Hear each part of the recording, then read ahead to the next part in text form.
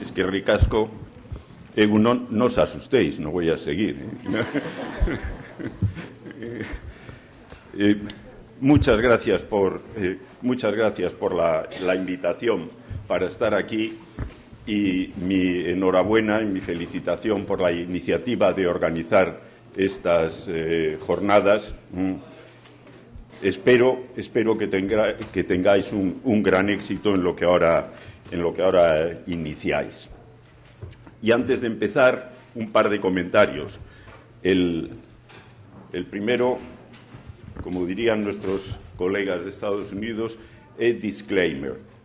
Como se pone aquí claramente en el título, lo que yo os voy a contar es en una pequeña parte contribución mía, en una gran parte de una compañera de departamento y colega, Viola María Bruschi.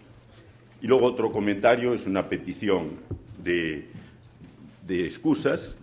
Presento mis disculpas por el hecho de que, como con frecuencia ocurre, uno tiene que preparar las cosas deprisa y corriendo. Yo volví de un viaje largo la semana pasada y tuve que preparar las cosas para esta presentación deprisa y corriendo y, ante todo, honestidad, ¿no? Es decir, honestidad. ¿Qué he hecho? Pues eso que con frecuencia hacemos los profesores, sobre todo los que tenemos más de una cierta edad. Corta y pega, vamos a aprovechar esto y esto otro de unas presentaciones anteriores y lo pongo junto. Y esto se va a ver claramente. Esta presentación tiene tres partes que más o menos he tratado de darles un hilo conductor, pero no sé si lo habré conseguido. Y en parte de esa petición o esa presentación de disculpas, pues está incluido que en parte está en castellano, en parte está en inglés. Lo iba a traducir al euskera, pero no me quedó tiempo y además me daba miedo cometer alguna falta de ortografía y entonces me parecía que iba a quedar mal. Así que lo dejo en castellano y en inglés. Bien, hay una cosa de entrada que es la que se refiere al concepto de geodiversidad, que yo creo que me da la impresión de que la práctica totalidad de los que estamos aquí somos conscientes de que es un término muy reciente, no tiene ni siquiera 20 años, y salvo que yo esté confundido, se utilizó por parte de Stanley la primera vez en el año 91, en un contexto similar a este que tenemos aquí. Y desde esa fecha se han propuesto pues toda una serie de definiciones de la geodiversidad y, con distintas formulaciones, consideran sobre todo que la geodiversidad es algo que representa un archivo, un reservorio de información científica, un medio para el conocimiento del pasado del planeta, de cómo han funcionado los procesos que le afectan o los que están funcionando en la actualidad, y también como un elemento con interés patrimonial, cultural, educativo. Y eso, sin duda, es correcto y es acertado. Pero nosotros preferimos una definición un poco distinta, que es esta que he resaltado aquí en blanco y que, leyéndola literalmente, sería, suponiendo que vea adecuadamente la pantalla, el conjunto de los rasgos y recursos abióticos que hay en la superficie terrestre o inmediatamente por debajo de esta, rocas, minerales, fósiles, etcétera, que pueden proporcionar elementos materiales o servicios ambientales de utilidad para las personas. Y ahora entraré un poquito en esos matices. Naturalmente, entre esos servicios ambientales están los que antes indicaban las definiciones anteriores y que están en la mente de todos, pero hay una diferencia, y es que en esta idea de la geodiversidad no solamente se contemplan esos recursos no consumibles que en gran medida, como todos sabemos, pues constituyen o representan valores intangibles, sino que también se incluyen recursos consumibles que tienen un valor de mercado. Y esto creo que puede resultar, el tener esto presente, creo que puede resultar útil a la hora de articular una estrategia para la protección o puesta en valor de la geodiversidad.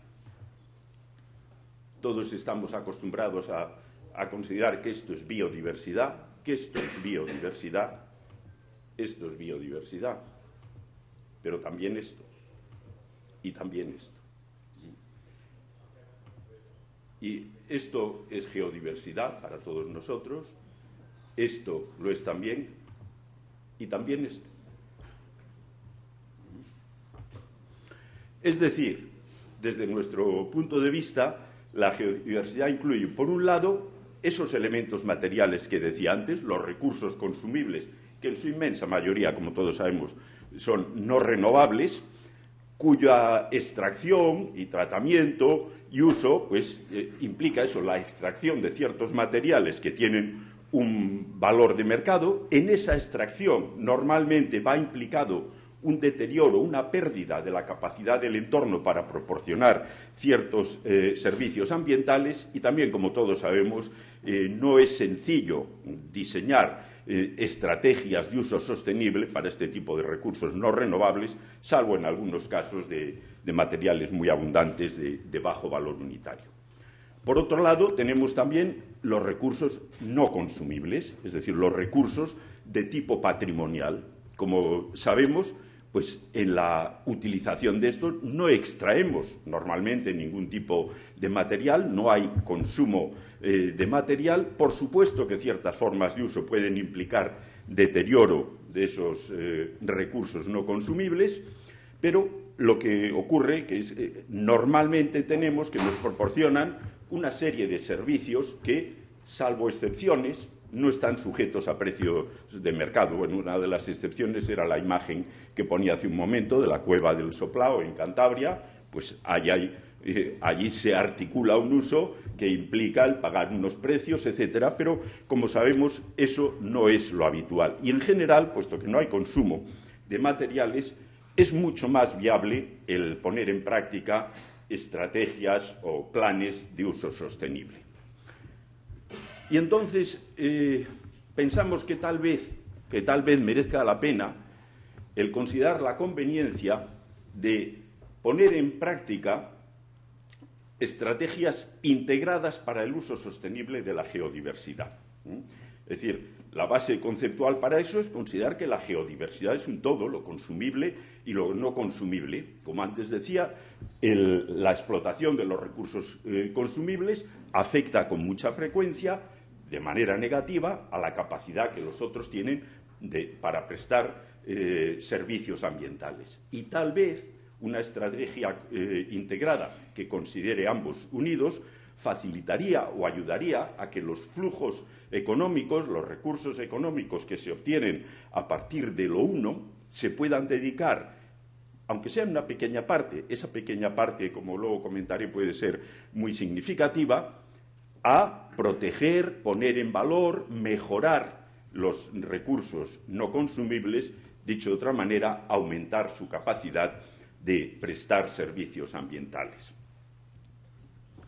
Es decir, creo que conviene que busquemos la forma de hacer que la explotación de esos recursos no solo no implique una pérdida, sino que lleve aparejada una ganancia de la capacidad del entorno para prestar esos servicios. La diapositiva esta es un ejemplo probablemente conocido por muchos de los que están aquí, que puede ilustrar bastante bien este tipo de cosas. Esta es la zona kárstica de Cabárceno, en Cantabria, exhumada por una antigua explotación minera que puso a la vista un paisaje de interés sobresaliente, cuyo paisaje luego se ha utilizado como base para, aprovechando esas calidades paisajísticas, pues se ha utilizado como base para la instalación de un parque en el cual hay otra serie de elementos que probablemente todos conocen, un gran parque zoológico, etcétera, pero la base es un elemento de la geodiversidad generado a partir de una actividad de explotación minera. Entonces, una cosa que nosotros nos hemos planteado es si resultará posible llevar a las autoridades competentes en cada caso, a las empresas de los sectores implicados, al convencimiento de que la puesta en marcha de políticas de responsabilidad social corporativa que incluyan, como decía, el dedicar una parte de los beneficios económicos del uso de ciertos recursos de la geodiversidad a potenciar el conjunto de estos, sobre todo los que no tienen precios de mercado, sí podemos llevarles al convencimiento de que esto es útil, de que esto es algo que probablemente beneficia incluso a las propias empresas del sector. No hace falta que, digamos, los que estamos aquí somos muy conscientes de que, salvo raras excepciones, las empresas que se dedican en el sentido amplio del término a la minería tienen una imagen social bastante mala. Y esa imagen social bastante mala, en muchos casos, está implicando dificultades serias para que puedan desarrollar su actividad. Bien, entonces, y aquí viene uno de esos empalmes. Este último párrafo es para justificar el corta y pega. Entonces, digamos, si buscamos una cosa de ese tipo, pues posiblemente una de las cosas que deberíamos tratar de resolver es ver hasta qué punto podemos tener un buen sistema de selección, de evaluación de eso que nosotros, por distinguirlo del otro tipo de recursos, llamamos los elementos patrimoniales de la geodiversidad. Pues algún sistema de evaluación que se apoye en criterios transparentes, bien definidos, que permita justificar la importancia y la utilidad de aquello que se quiere proteger o poner en valor, y que no sea simplemente sobre la base de nuestra opinión, la opinión del experto. Como señores míos, como yo soy muy listo, digo que esto es muy importante y ustedes me tienen que hacer caso. Bueno, pues tal vez debamos buscar algo mejor, algo más transparente, algo que se apoye en criterios más definidos. Y entonces viene esa segunda parte, la evaluación de los elementos patrimoniales de la geodiversidad, que es, en cierto modo, un híbrido entre cosas que tienen que ver con la ciencia y cosas que tienen que ver con la cultura. Es decir, cuando nosotros tratamos de evaluar estos lugares de interés geológico, los elementos patrimoniales de la geodiversidad, necesitamos combinar varias cosas. Necesitamos combinar, por un lado, por supuesto, criterios científicos, pero también otro tipo de criterios que tienen que ver con valores intangibles. Los científicos, en gran medida, también lo son. Y esto es la calidad de ese patrimonio natural, su interés recreativo, educativo, cultural, turístico, la necesidad que tiene de ser protegido. Como vemos, todas estas cosas son cualitativas, son difusas. Y para hacer esto necesitamos, por supuesto, la recogida, la obtención de datos, la interpretación de esos datos, que es una tarea fundamentalmente científica y que es razonablemente, como todos sabemos muy bien, no totalmente objetiva. Y luego, por otro lado, la emisión de juicios de valor, que evidentemente es subjetiva. La actividad de emisión de juicios no puede ser otra cosa que subjetiva. Y es una tarea, por lo tanto, que está a caballo, a medio camino, entre el análisis científico o la evaluación de elementos artísticos, como puede ser un cuadro, o históricos, como puede ser una iglesia románica.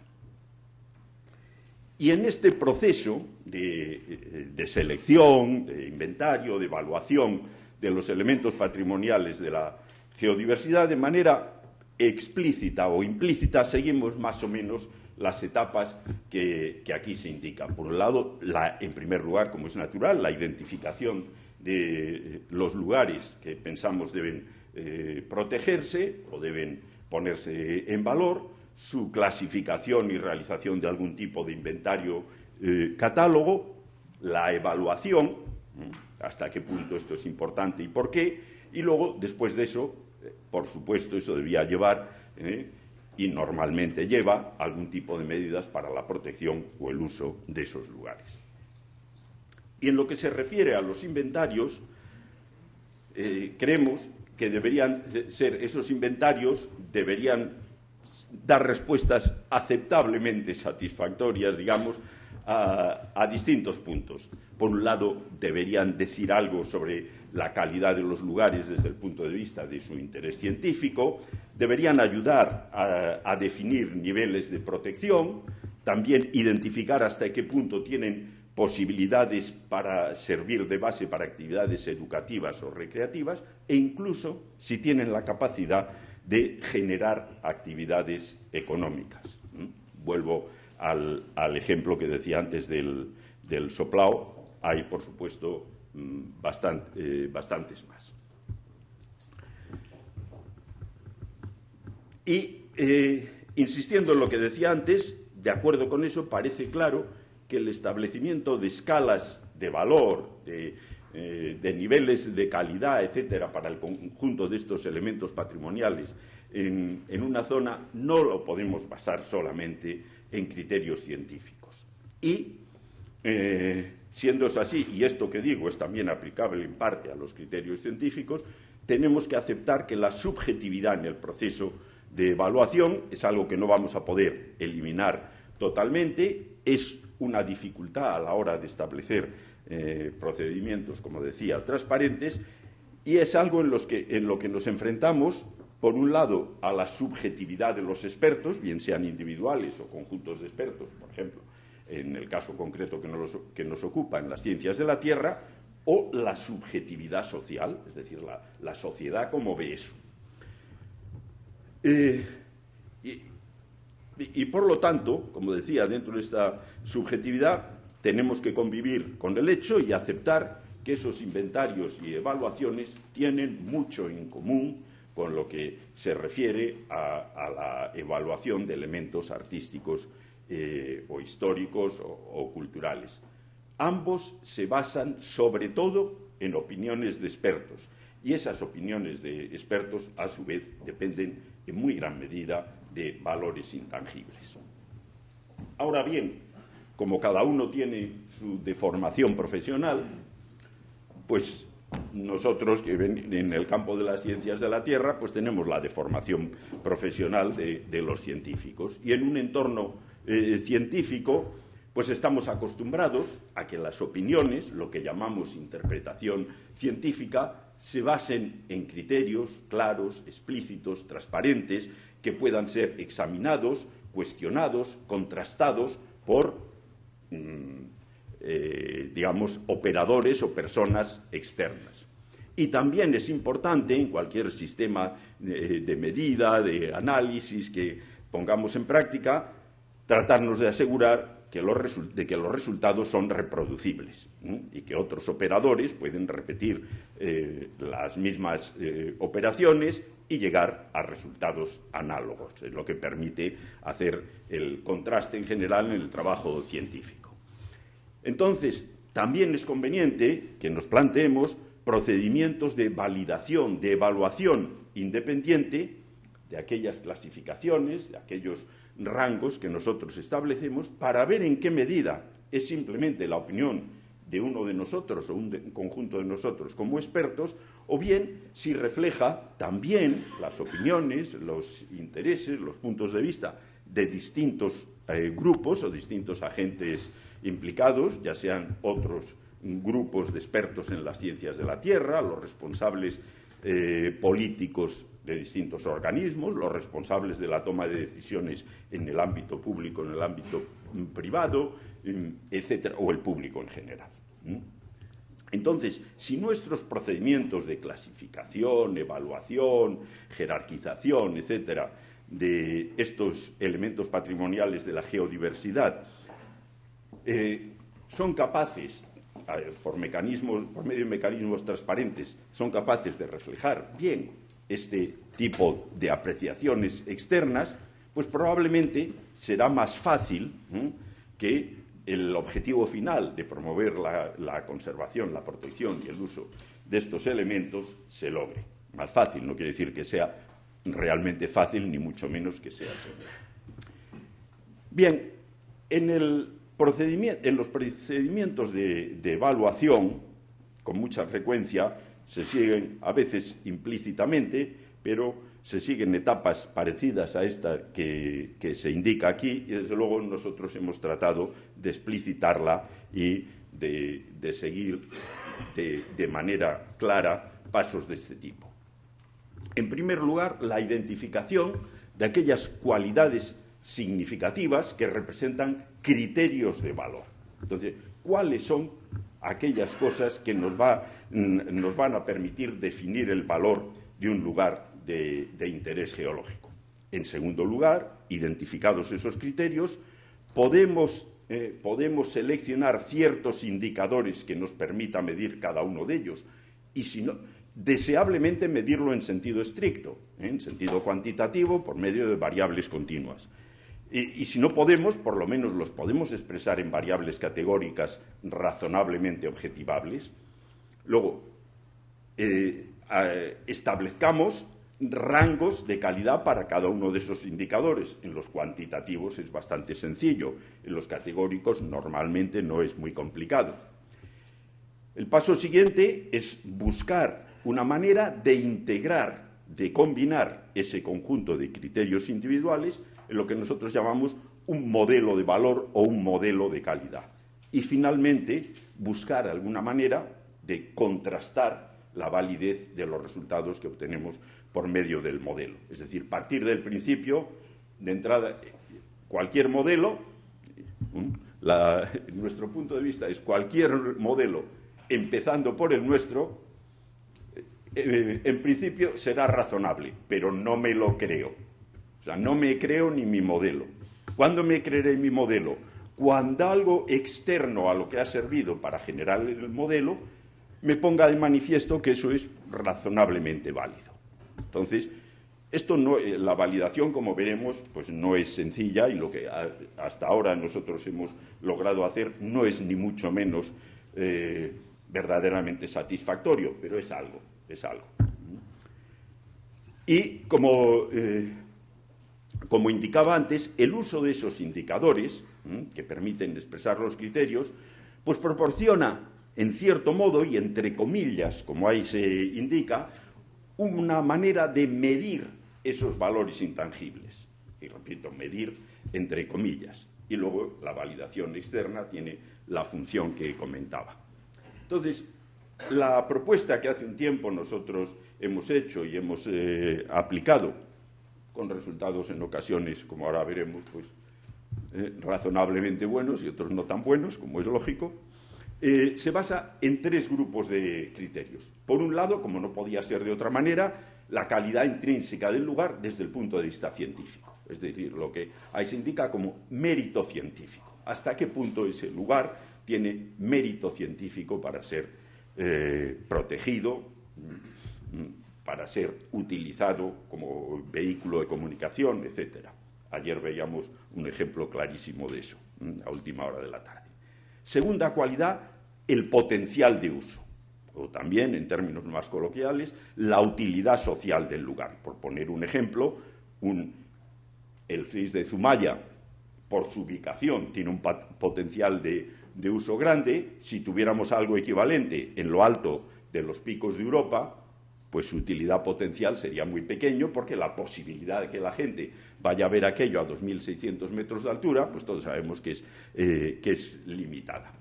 Y, por último, otro criterio que nos parece importante es hasta qué punto hay amenazas potenciales o reales sobre ese lugar que indiquen que es necesario actuar para protegerlo, es decir, hasta qué punto pensamos que hay eso que ahí se denomina como urgencia de actuar. Y entonces, para cada uno de esos grupos, pues hemos identificado una serie de posibles criterios. Y digo posibles porque, evidentemente, otras personas pueden pensar que el conjunto a utilizar es diferente. Y estos criterios son abundancia o rareza, nivel de conocimiento científico que exista sobre el lugar, su utilidad como modelo o como ejemplo para ilustrar el funcionamiento de ciertos procesos actuales o pasados, el que haya diversidad de elementos de interés, es decir, Si hay restos paleontológicos y además unas estructuras o una sucesión estratigráfica especialmente valiosa, pues es lógicamente, en principio, más interesante que si solo hay, a igualdad de otros factores, que si solo hay pues, un yacimiento paleontológico. La edad geológica, con sus dudas, puede ser también un criterio de interés desde el punto de vista científico, el hecho de que se haya podido declarar localidad tipo para algo, el que esté asociado con otros elementos patrimoniales, arqueológicos, artísticos, etcétera, o con otros elementos del patrimonio natural y su grado de conservación. Es decir, aquellas cosas que hacen que nosotros tengamos ciertos elementos como tales que tienen valores ilustrativos desde el punto de vista de formaciones geológicas, o bien que nos ilustran sobre determinados procesos, a grandes rasgos y simplificando esto mucho. Los criterios que podríamos utilizar para evaluar el potencial de uso, la utilidad social, pues si ese es un lugar sobre el cual se pueden desarrollar distintos tipos de actividades, es decir, o solamente se puede ir y mirar, cuáles son las condiciones de observación, las cosas se ven bien o por el contrario aquello es muy complicado y hay que treparse a un sitio inverosímil para ver algo, ¿no? ¿Es accesible o no es accesible? Tiene unas dimensiones grandes, unas dimensiones pequeñas. En el entorno hay servicios que puedan servir de apoyo a aquella población que va a usar el lugar. ¿Y cuál es la condición socioeconómica del entorno? La utilidad no es lo mismo, también por poner dos ejemplos muy extremos, de un elemento de interés geológico que pudiera estar en medio del Central Park en Nueva York, o otro que esté en medio de la favela Rosiña en Río de Janeiro. Pues, naturalmente, esa diversidad del entorno pues, condiciona su utilidad potencial. Entonces, el que haya lugares en los que un rasgo de interés geológico se une, por ejemplo, que eso ocurre en muchos casos, a un valor paisajístico, como este que tenemos aquí, o a un valor histórico, arqueológico, pues eso, qué duda cabe, que le añade potencial de uso a un lugar. Y, por fin, el tercer grupo de criterios serían los que se relacionen con las amenazas que puedan existir sobre el lugar y, a partir de ello, necesidades de protección que pueda tener. Y esto está condicionado, entre otras cosas, por la densidad de población en su entorno, porque haya planes conocidos o se vislumbren de algunas actuaciones, puede ser la construcción de una infraestructura, la expansión de un área urbana, porque ese lugar ofrezca o no ofrezca la posibilidad de recoger objetos. Los paleontólogos saben muy bien el problema que representa para la protección de lugares de interés el que allí haya unos fósiles que va a la gente y puede coger y llevárselos para su casa. Luego, al cabo de un tiempo, perderlos o tirarlos, pero eso es otra cosa. ¿Cómo se relaciona ese lugar con los planes urbanísticos existentes? ¿Tiene o no interés la zona para la explotación mineral? Y, por supuesto, el régimen de propiedad del terreno. No es igual que sea terreno privado que terreno público, etc. Esas amenazas vienen, sobre todo, no exclusivamente, de cosas como esta, la expansión urbana, o como esta, las explotaciones mineras. También otras, pero estas yo creo que son las más importantes.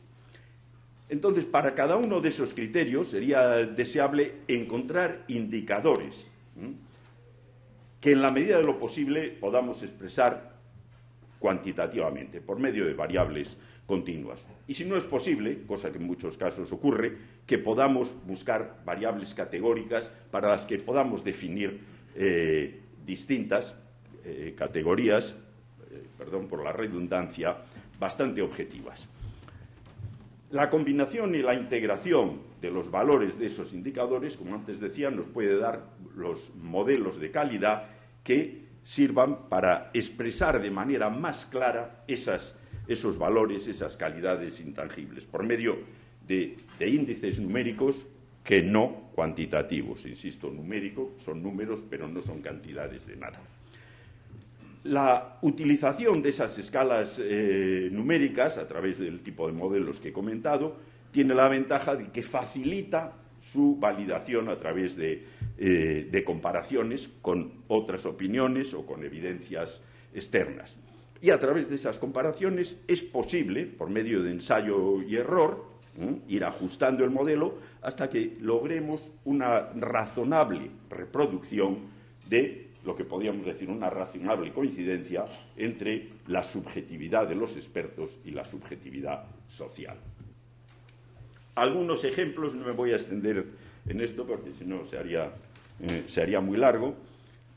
Algunos ejemplos de lo que decía, qué indicadores podemos utilizar para algunos de los criterios indicados. Y aquí he puesto 3, por ejemplo, en el caso de abundancia, rareza, eso se puede cuantificar en función del número de ejemplos de características similares que haya en el entorno. Exactamente igual, aunque es un poco más difícil, o sea, conceptualmente es muy claro, en la práctica ofrece dificultades, el grado de conocimiento científico. Bueno, pues se puede cuantificar el número y tipo de publicaciones que puede existir sobre una zona y es una medida del grado de conocimiento científico. Sin embargo, la utilidad de algo como modelo, como ejemplo de procesos, pues no es fácilmente cuantificable, por lo menos a nosotros no se nos ha ocurrido la forma, pero sí se pueden definir algunas categorías, es decir, en ese lugar, por ejemplo, se ve claramente y se puede interpretar con claridad el funcionamiento de procesos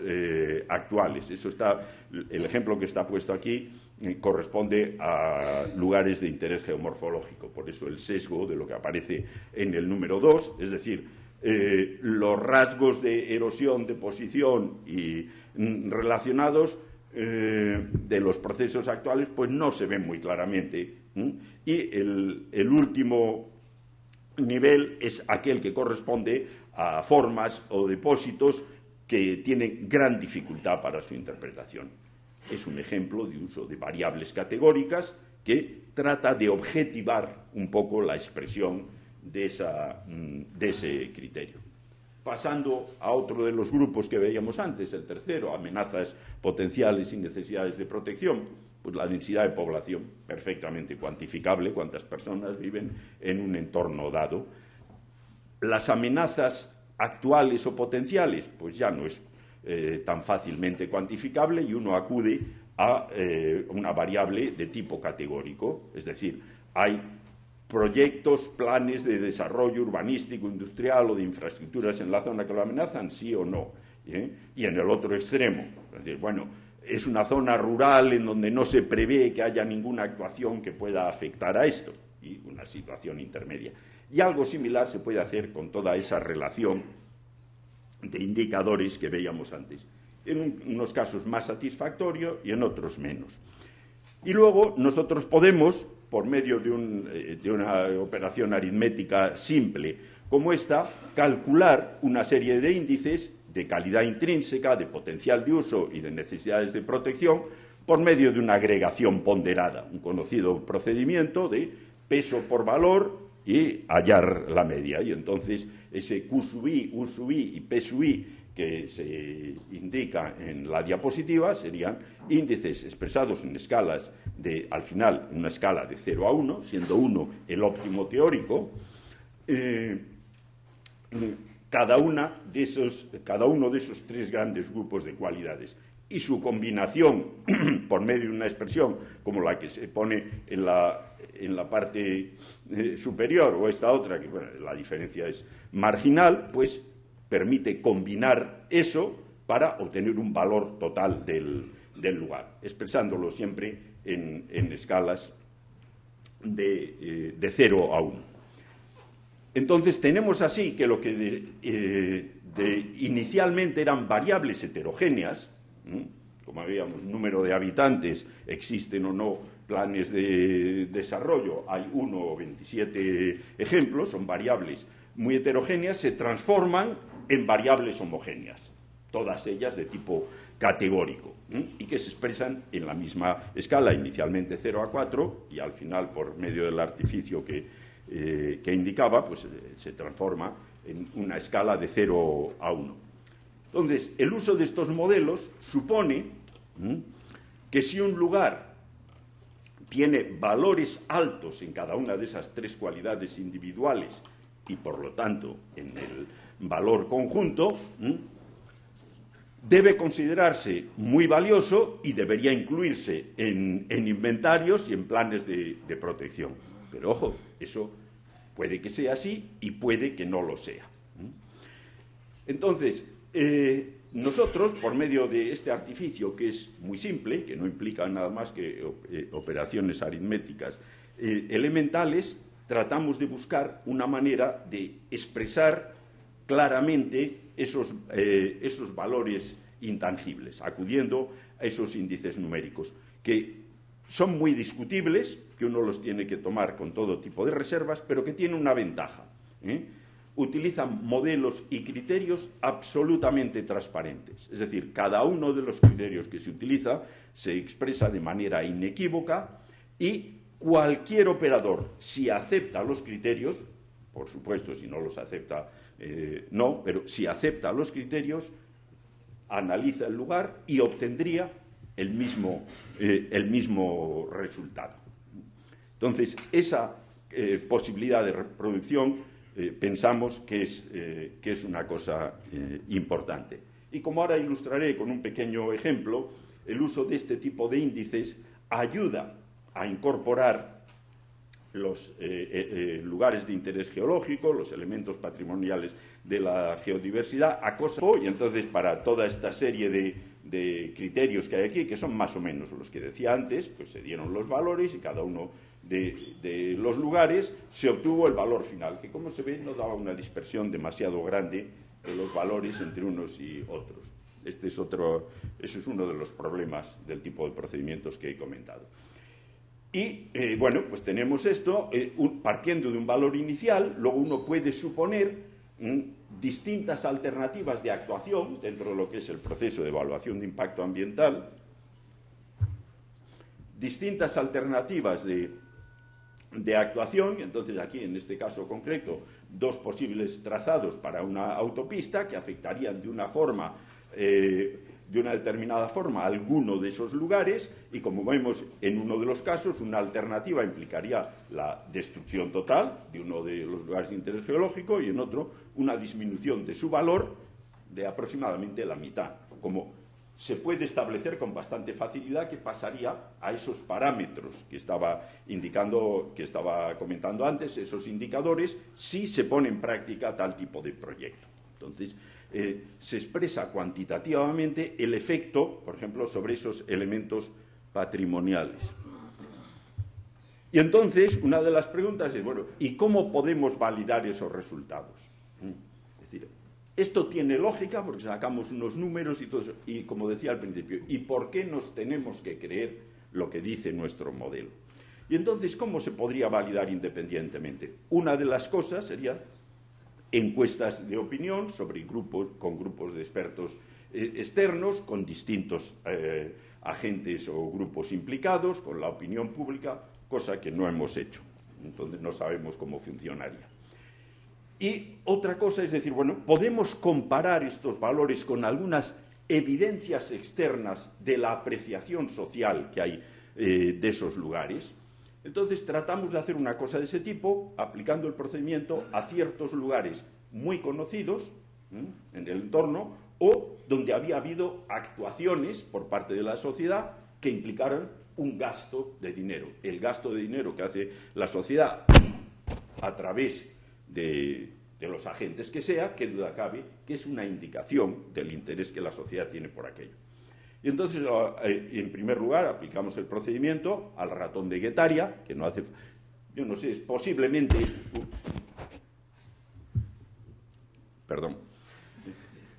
Posiblemente uno de los rasgos de tipo geológico, geomorfológico más familiar para todo el mundo en el País Vasco y creo que apreciado. Bueno, aplicando ese procedimiento nos da un valor de 0,86, es decir, muy cerca del máximo teórico. Y solo aplicamos a dos zonas que habían sido objeto de restauración, una antigua explotación minera aquí en Vizcaya, en la zona de Somorrostro, y el Cars de Cabárceno que decía antes. En la zona esa de Somorrostro nos dio un valor intermedio de 0,5, el Cars de Cabárceno también un valor muy alto. Y al lado está la cantidad que en su época, que esto hace unos cuantos años, que nosotros sepamos, se había gastado en acondicionar y poner en valor aquello. En el primer caso unos 3 millones de euros, en el segundo unos 12 millones de euros.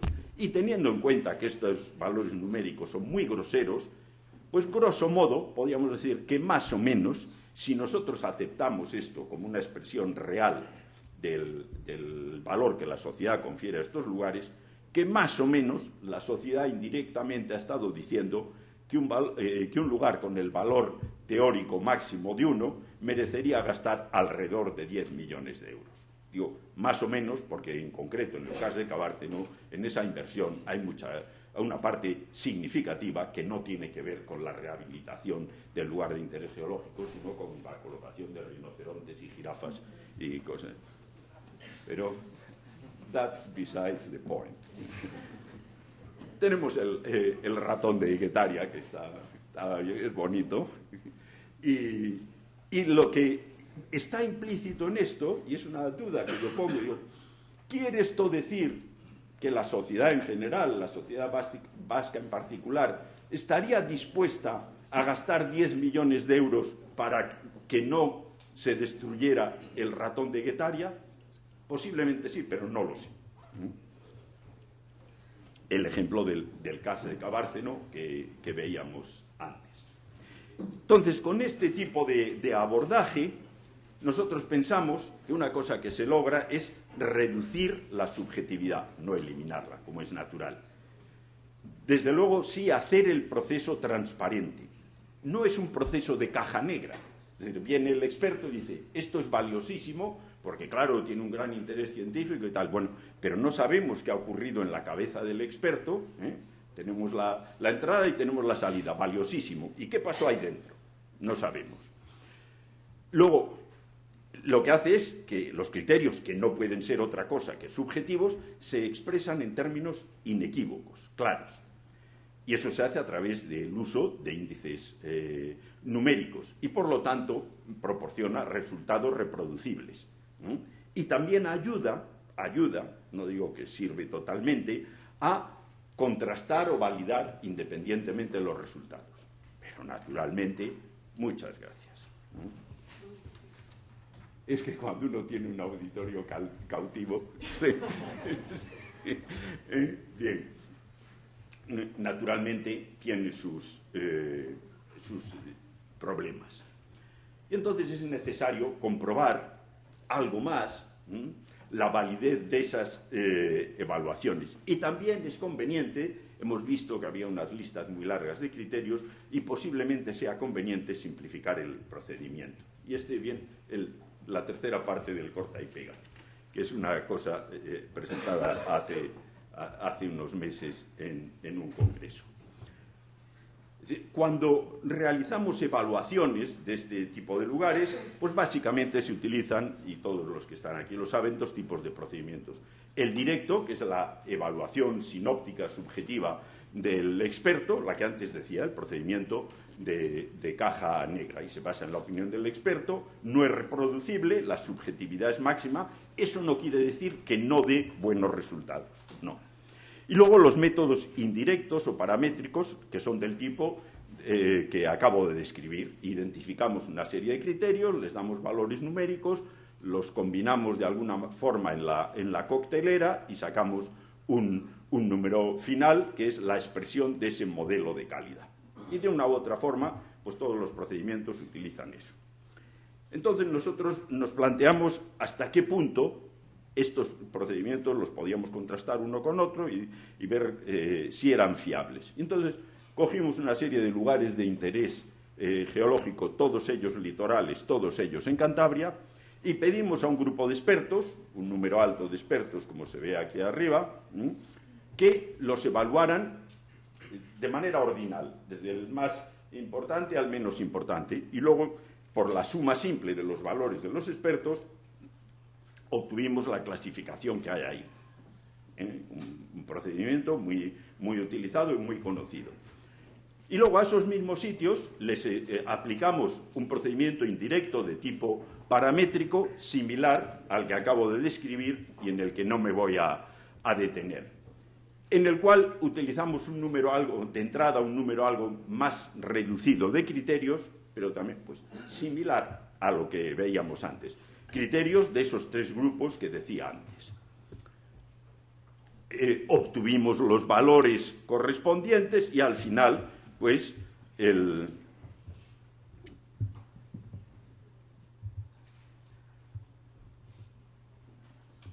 diablos está el cursor? Aquí. Los ordenamos de acuerdo con el valor obtenido. El paso siguiente, naturalmente, es inmediato. ¿Cómo se comparan los resultados obtenidos con los dos? Ahí están las dos clasificaciones y la comparación entre los dos se utilizó aplicando un coeficiente estadístico muy simple, el coeficiente muy conocido, el coeficiente de correlación de Spearman, que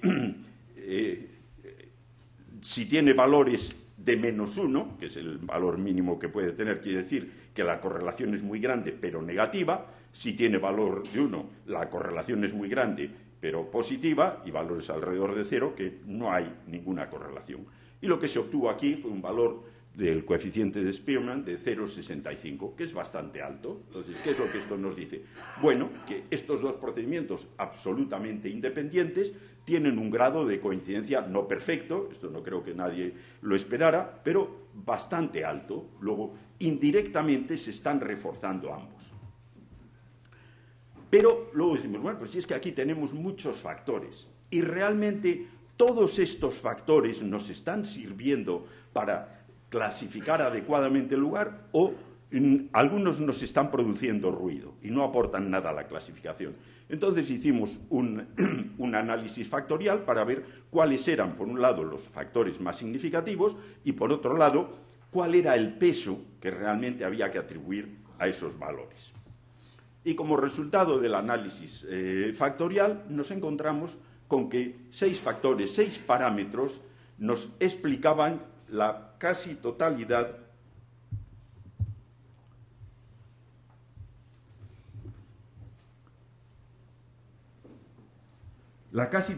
de la varianza, el 83%. Dicho de otra manera, los demás factores tienen un peso mínimo y prácticamente no están añadiendo nada a la calidad de la evaluación, a la calidad del resultado final. Y los factores que salían a través de ese análisis como más significativos son estos que tenemos aquí. Buen ejemplo de procesos, interés paisajístico, fragilidad, interés educativo, grado de conservación, diversidad de elementos. Y curiosamente, y esto no es intencional, salió así, hay 2 que están relacionados con la calidad intrínseca, 2 que están relacionados con el potencial de uso y 2 que están relacionados con el grado de amenaza.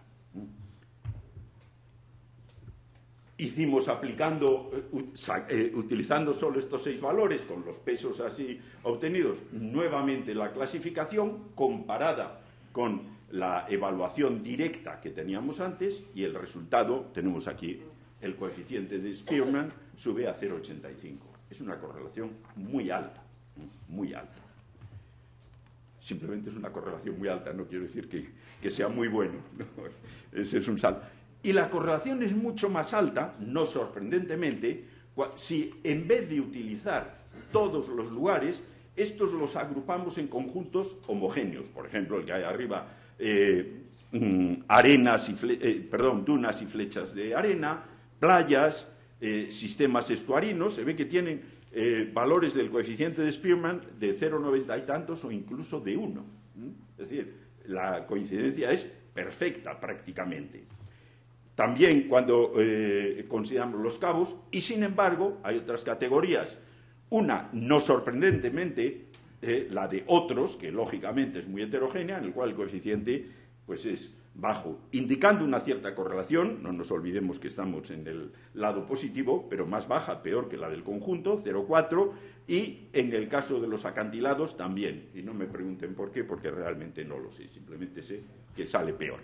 una de las cosas puede que tenga que ver con la población, que es muy reducida, el número, los acantilados también tienen una cierta heterogeneidad, pero bueno, eso es cosas que uno dice cuando no sabe realmente lo que pasa. Bien, como comentario final, espero no pasarme, como a raíz de todo de corta y pega, un poco como ideas finales, el destilado de esto, si algo puede destilarse, sería, por un lado, que según nuestro punto de vista, que por supuesto puede no ser compartido, creemos que la geodiversidad, cuando hablamos de geodiversidad, no solo debemos restringir ese concepto a los elementos patrimoniales. Que en relación con los elementos patrimoniales es importante tratar de resolver el problema de la validez y, por lo tanto, la aceptabilidad, y ruego que me aceptéis el palabra, la aceptabilidad de los métodos de evaluación que utilizamos. Con lo que hemos visto, lo que podemos decir es que podemos tener una razonable confianza en esos métodos, porque dan coincidencias que alcanzan un nivel satisfactorio. Otra cosa es que haciéndolo de manera más sistemática salga lo mismo, a lo mejor es casual para estos casos que hemos utilizado. Lo que sí es cierto es que está fuera de duda que los métodos directos son más rápidos, pueden dar clasificaciones absolutamente adecuadas. El inconveniente es que no son demasiado útiles como método de comunicación, de explicación del por qué y para qué a la sociedad. Los métodos paramétricos son más complicados, dan más trabajo, dan más la lata, pero tienen la ventaja de su transparencia, de su facilidad de explicación y, como decía, el hecho de que los resultados que proporcionan son absolutamente reproducibles. También que hacen más fácil la validación o la comprobación independiente. Por otro lado, el resultado del análisis factorial que hemos presentado pone de manifiesto que muy posiblemente la clasificación de estos lugares, su jerarquización, se puede hacer de manera fiable con un número reducido de parámetros, pero que hay que escogerlos bien. Es decir, que si en vez de 6 parámetros ponemos 60, prácticamente lo único que estamos haciendo es añadir mucho trabajo, pero no mejorar la clasificación. Y, naturalmente, y esto desde luego no es ninguna sorpresa, si la clasificación la hacemos dentro de conjuntos homogéneos, pues se obtienen resultados más satisfactorios. Entonces, posiblemente convendría, no es que esté diciendo que este tipo de método debía aplicarse con carácter general, Dios me libre, ¿no? Lo que pues puede haber otros mucho mejores. Lo que sí creo es que convendría utilizar métodos que permitan esa expresión de lo intangible de manera inequívoca y que así podremos justificar mejor las prioridades de actuación que se señalen.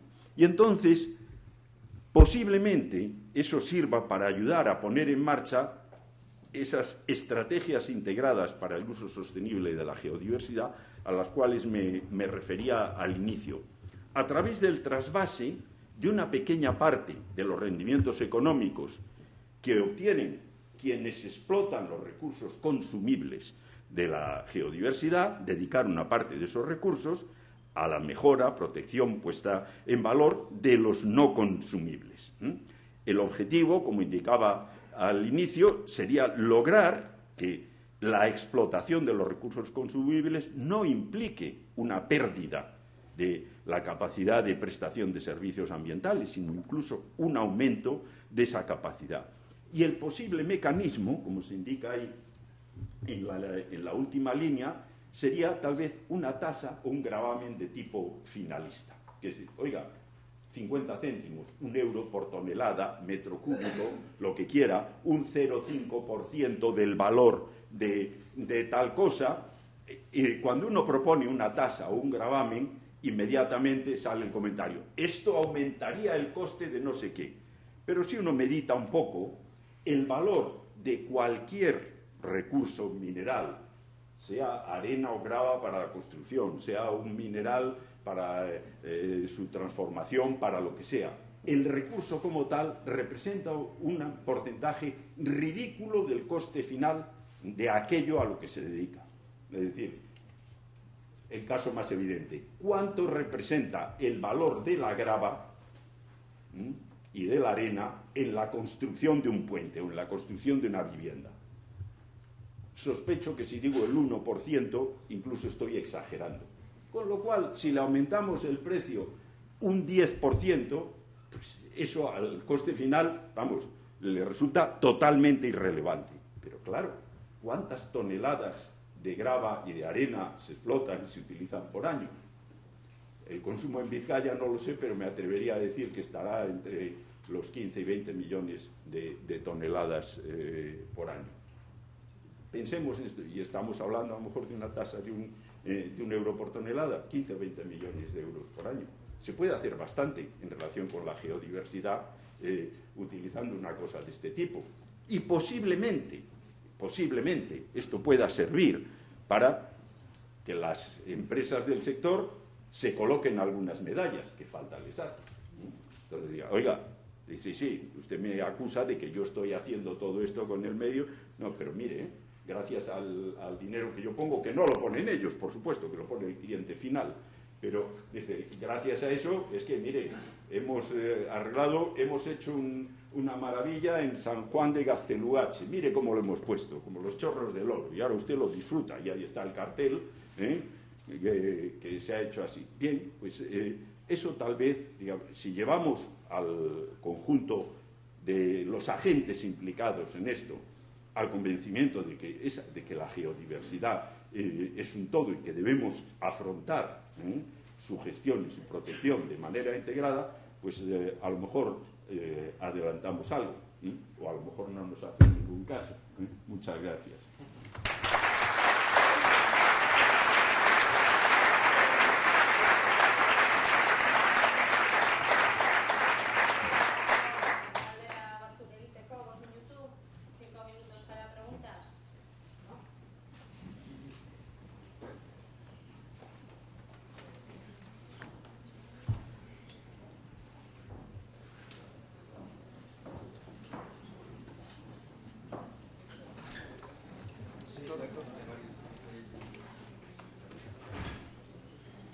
Sí, ¿me podrías decir cuál es el lugar ese de la costa de Somorrostro donde se ha gastado 12 millones en la restauración? No, 12 millones fue en Cantabria.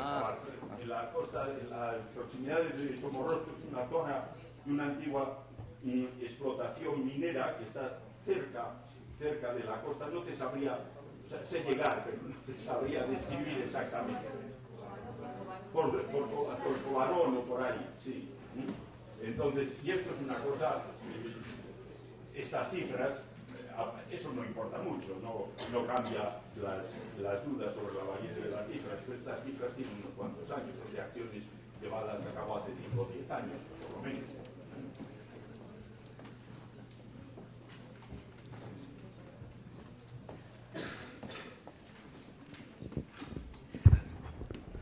Yo me preguntaba si no tiene que haber métodos de valoración diferentes dependiendo de los objetivos para los que se realice. El modelo que se ha expuesto se habla de la calidad, del mérito para la conservación, se habla de las amenazas, de la vulnerabilidad de los espacios y se habla de la utilización básicamente recreativa o cultural de los mismos, ¿no? Entonces, si es una estrategia de protección, ¿no deberían utilizarse exclusivamente el valor, el mérito para la conservación y la amenaza? Y si se está hablando de una promoción de los espacios, ¿no debería utilizarse el valor y el potencial cultural que tiene? Porque no consigo comprender, por ejemplo, para una estrategia de promoción, cómo se introduce la vulnerabilidad y las amenazas de las mismas, ¿no? Pues porque tiene poca capacidad de introducirse. Evidentemente, yo creo que una de las ventajas de estos procedimientos es que permiten identificar y expresar de manera, digamos, más clara, más explícita, distintas facetas a considerar en relación con la protección de estos lugares. Y está claro que algunas de esas cualidades tienen sentido para determinado tipo de objetivos y otras no. Eso está fuera de dudas. y naturalmente imaginemos que simplemente tenemos como objetivo el preservar los valores científicos de estos elementos, seguramente lo que nos interesa son exclusivamente, por un lado, su interés científico y, por otro lado, las amenazas que puedan estarles afectando. Y para nada las otras facetas que tienen que ver con su posible uso social. Entonces, sin duda, tienes toda la razón. Es decir, en función de aquello a lo que se quiera dedicar esa clasificación o esa evaluación o ese rango que se establezca, deberá uno fijarse en unas cualidades o en u otras. Y además, de lo que estoy totalmente seguro, es que si ahora cualquiera sobre la base de esto se pone a reflexionar y tal, va a identificar toda una serie de cosas que a nosotros no se nos han ocurrido y que podrían ser más útiles. Pero en la esencia de lo que tú dices, sin duda, estoy de acuerdo.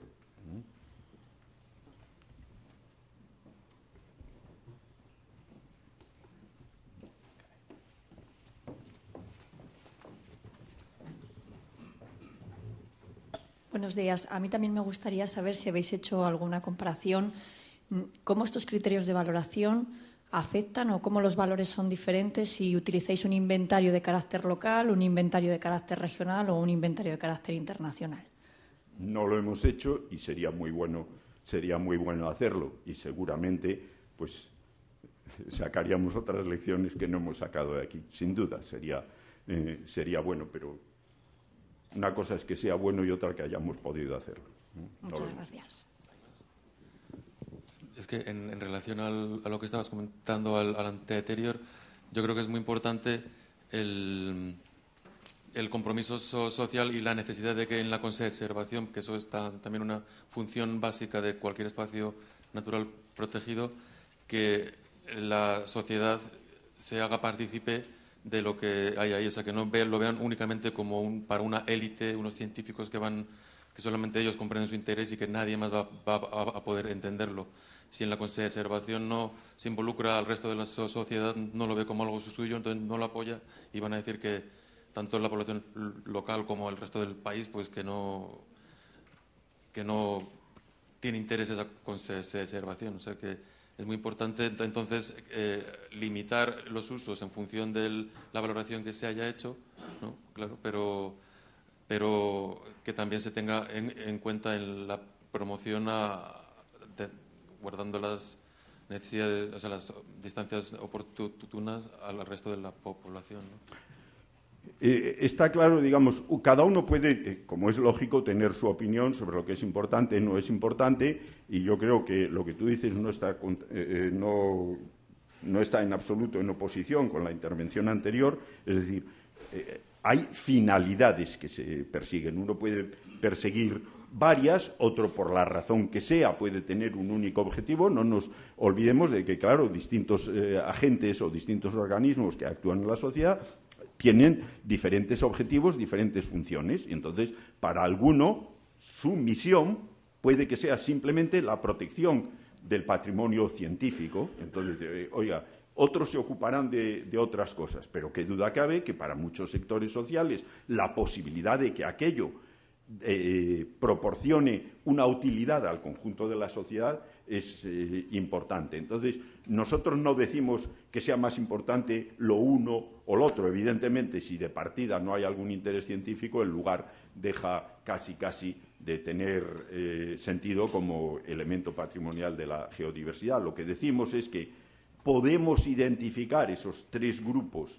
de criterios de interés, de valor, de calidad, y que proponemos esa serie de criterios más detallados para expresarlos. Ahora, ¿cuáles son los que hay que aplicar? Pues evidentemente, yo pienso que no es el experto específico quien tiene que decirlo. La sociedad tiene sus mecanismos para expresar sus prioridades.